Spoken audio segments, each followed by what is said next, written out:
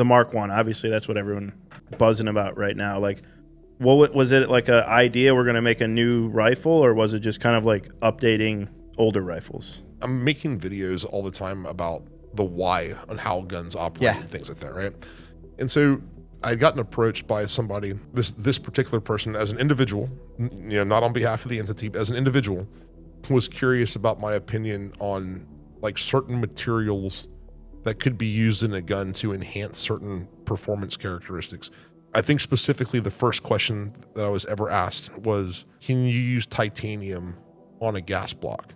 We got into this conversation about why I don't think titanium on a gas block is a good idea. And it has to do with like titanium has a much different thermal expansion and contraction rate than barrel steel. It expands at a slower rate than the steel of the barrel, which you'd be, when the barrel got hot, you'd be creating a bore constriction. And so that's how the conversation started. Then the next question was, well, what about this? And what about this? And what about this?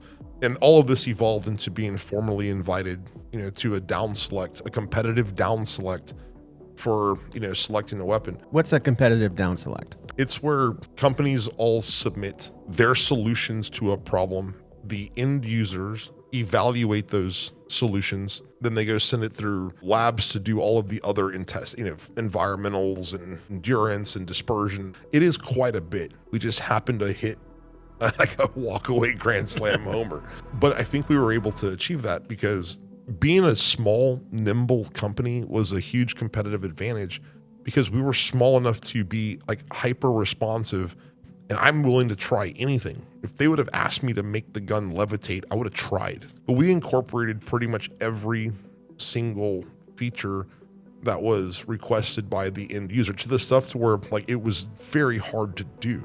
Like the laser stippling on that rail to that's a pain in the ass. Yeah, it takes 3 hours per rail. But like cable routing on the channel, like all of the scalloping in between the pick sections so you can't fray wires, the fencing around controls, the use of certain materials that are pretty much impervious to corrosion, the weight. I'm just sitting there like taking notes. The same notes that any vendor would be allowed to take and anybody that's interacting with places, could kind of get, and you're going to give it your best attempt. And that was how the Mark 1 was born.